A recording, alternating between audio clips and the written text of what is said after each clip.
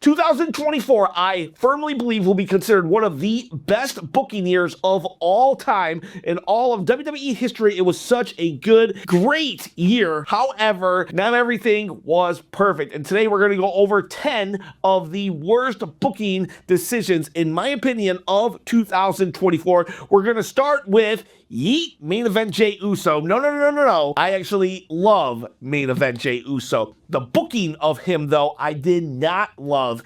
This dude came out of WrestleMania 40. It was a horrible match, okay? That was a horrible match. We're not talking about that match. But he came out of WrestleMania 40, go back to Backlash, and oh my God, everybody was just yeeting. From Backlash to SummerSlam, that dude was on fire. And in my opinion, we didn't do enough with him. This guy was so over. Not since the Yes Movement had I seen a wrestler that over and almost nothing. I mean, we gave him a consolation prize of the Intercontinental title for about 4 weeks, which I'm very happy that he got, but honestly, we should have did more. He was so on fire. This dude was like volcanic. He was red, freaking hot, and I believe that if they pushed a little harder, Jay would be even higher up the card right now. And you know who else needs some better booking? I do. This channel needs some better booking because, well, I'm not at 10,000 subscribers yet, and once I hit that monumentous goal, I'm gonna give away this belt right here, or the belts behind me. I will give away free of charge, no shipping, no nothing. All you gotta do is comment below and subscribe to the channel, hit the notification bell button as well, and maybe a thumbs up. That would really help me. I'm just a lowly YouTuber, just trying to make my way in this world, just trying to quit my day job and do wrestling content all day long for you beautiful people out there. So please help me get to 10,000, help me quit the day job, follow the dream, and yeah, all it costs you a little bit of time and commenting below and hitting the subscribe and bell buttons. All right, next booking decision. Number 9 is Tiffy time.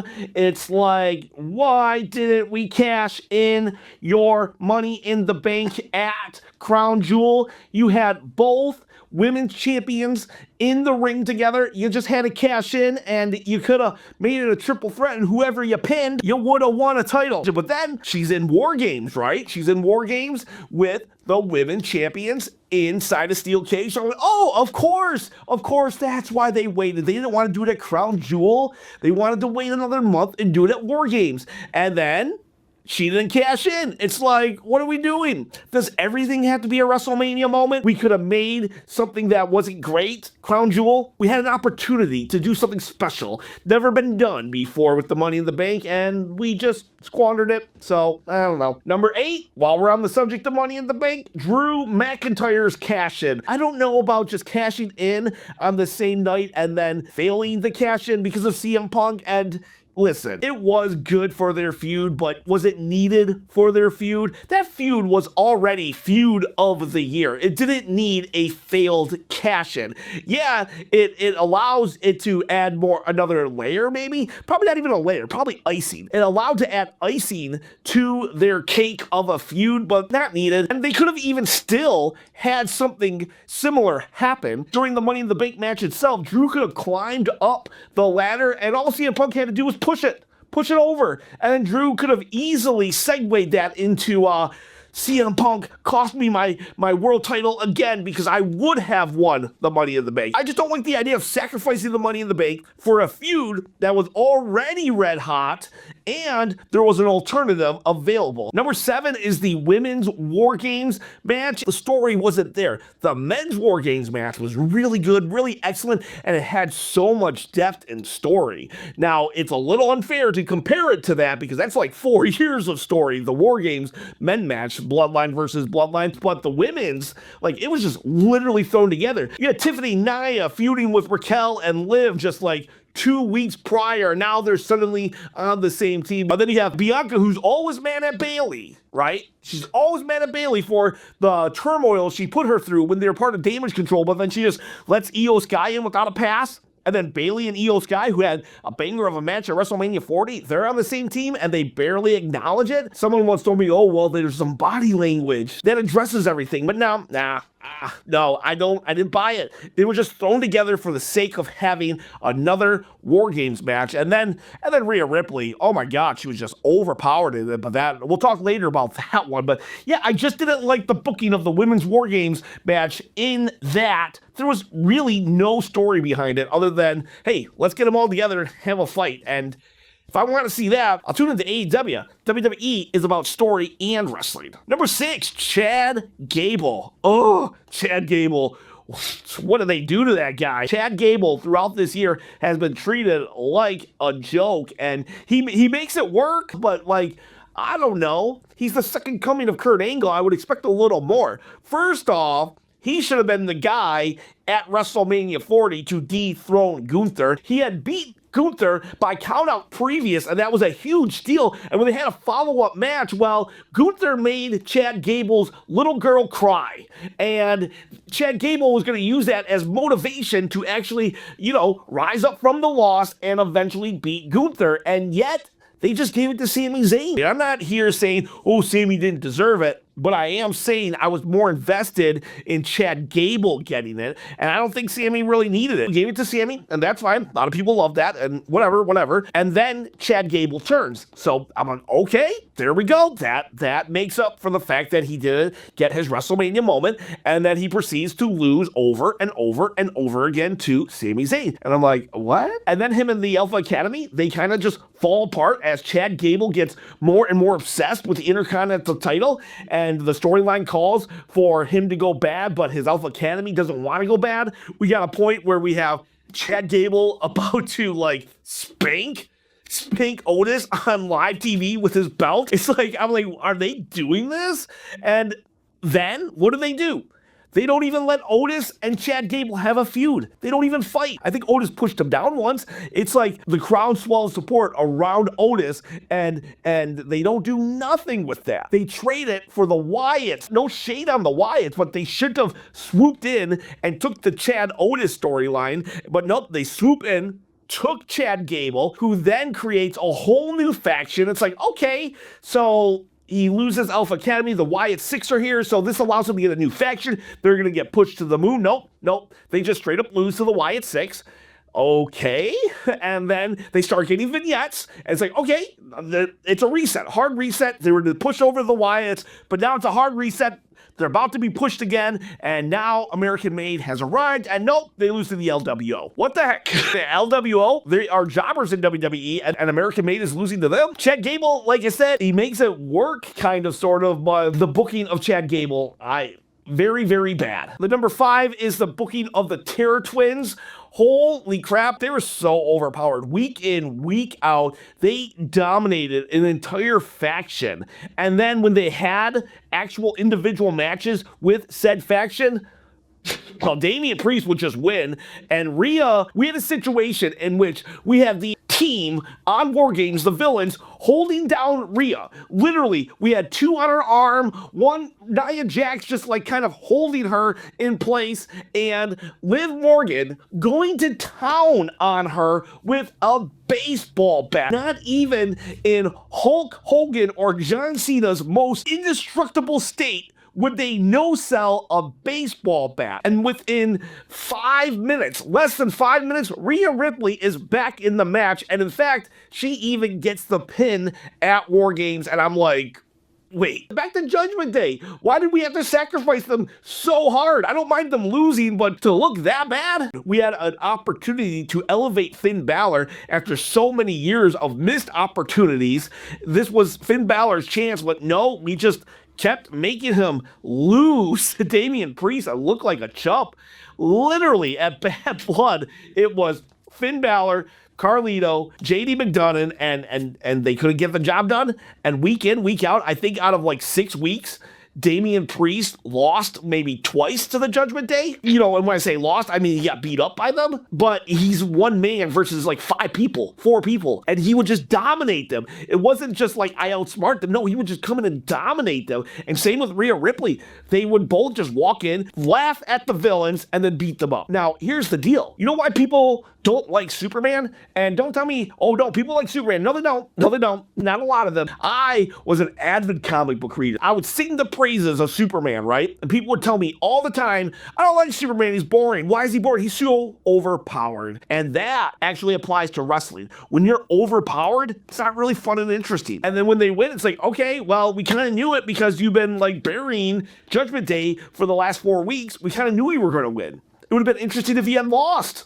We would have seen some character development. But no, all it was like, ha ha ha, told you so. And yeah, Terr Twins booking, not good. And which sucks because Rhea Ripley as a villain and Damian Priest as villains, they were awesome. And then even Damian Priest's World Championship reign was good because it was in jeopardy. Also, none of these are really in order. Probably number one, I always put the number one as the one that I feel is the worst or the best. But the next one is the men's tag team division. Why did we separate the belts if we were going to do anything with the men's tag team division? The SmackDown division, yeah, kind of started getting good, but still a lot of questionable decisions. You know, we brought in the Motor City Machine Guns and put the belts on them. Why did we have to do that when we had the Street Profits, even DIY, the Bloodline, Austin Theory, and Grayson Waller? We had tag teams. Why are we bringing in a team that the WWE Universe doesn't know? Doesn't matter if they've been around for 20 years. The WWE doesn't know them. Now, if you want to say that it was just something new to experiment with, okay, fine. But honestly, they should have did that on Raw because what happened with the Raw tag teams was even worse. Jaden McDonough and Finn Balor, they didn't do nothing with those titles. Literally nothing with those titles to the point that it became part of the joke of their storyline. And the biggest problem of the men's tag team division is the fact that we just don't use the Street Profits. Honestly, they're not even badly booked. They're just not booked at all. That is a glaring omission of talent right there. And it's like, do something with them other than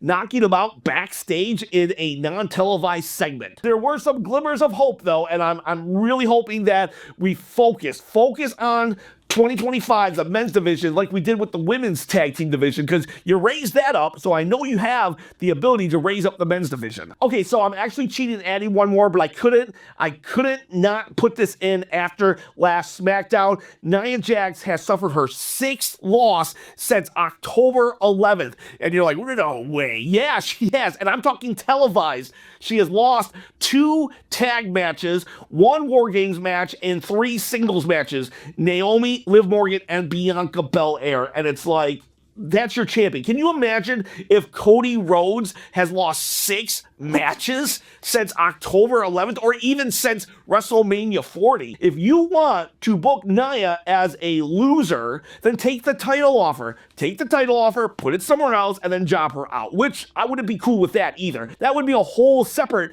bad booking. You know, this is bad booking of a champion. I don't understand why a champion, that's the key word here, a champion is losing 6 times in 2 months? Oh man. Number 3 is Gunther's loss of aura. Gunther, one of his main things is that he just is dominant, right? He goes into a match and he wins and he crushes you. And it's kind of like what I was talking about with Damian Priest, but on the opposite side for Gunther. But Gunther as a villain, well, that's great.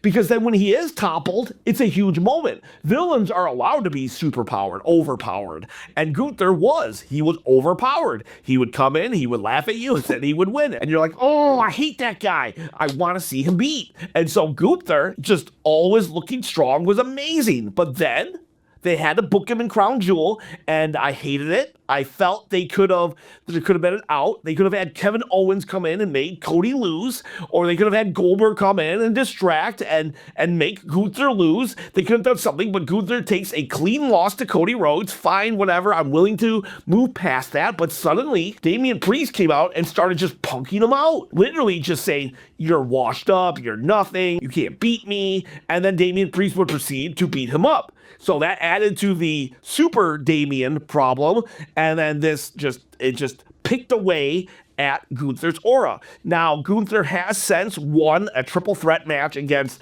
Damian Priest and Finn Balor. More Finn Balor destruction right there. And it seems like he's back, but at the end of the day, there was no need for it. There was no need to shake his confidence. Gunther was fine the way he was Why were we trying to character development this James Bond villain? And even as he rebuilds, it's like a shadow, a very dark spot on just his character, because I can't shake that 1 week where he literally sneak attacks Damian Priest. Damian Priest then goes to get the upper hand of him, puts a chair down, sits, talks about how he's the king of the streets, as Gunther's just, in pain or whatever at his feet, gets up, has a conversation with Adam Pearce over Gunther as they laugh.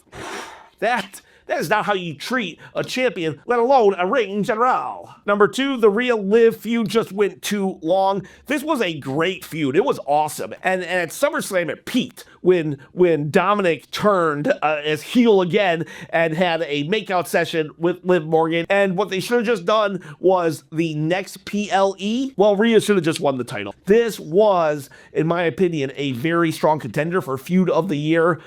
But all good things have to come to an end. I mean, think about this. If Drew and Punk were still feuding, as good as that was, it would be getting a little tiresome right now. And the worst booking of 2024 was Cody Rhodes not having villains lined up for him after WrestleMania 40. WrestleMania 40 was amazing. The road to WrestleMania 40 was amazing. Cody finishing his story was amazing. I was a Cody crybaby. I did not want The Rock to fight Roman. I wanted it to be Cody. I wanted the story to finish.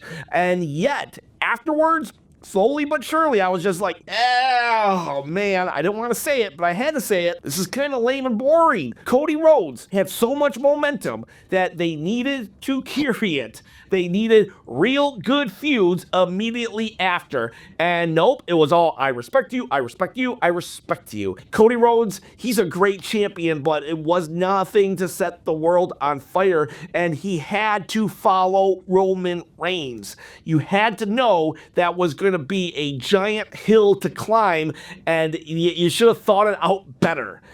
Just having great exhibition matches aren't anything to, I don't know, it's just not good enough. We needed to see some heat, some just hatred. But now at the end of the year, we do have Kevin and Cody. That is a good feud, but we needed that almost immediately following WrestleMania. Maybe we could have waited. Maybe we could have done Backlash, AJ. But after that, we needed each feud to get better and better and more heated and more heated. Cody Rhodes, the reason why a lot of people are just like, oh, he's so boring and lame, is because he was not set up to be interesting and awesome. He just wasn't.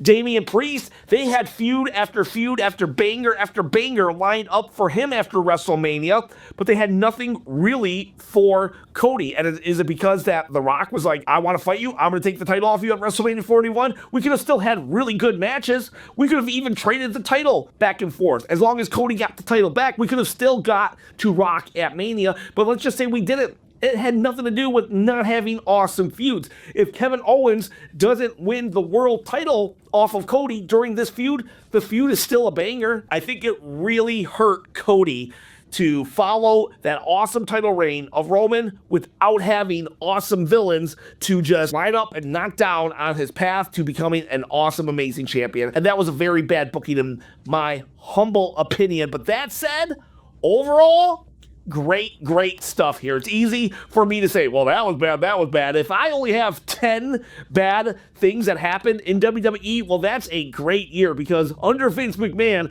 we could have had 10 bad things happen on a PLE, on a random Monday Night Raw. That's an amazing year, and I am just very satisfied with how WWE in 2024 was. Guys, girls, tell me what I missed. Any bad booking that I missed? Put it in the comments below, and you have yourselves a great day.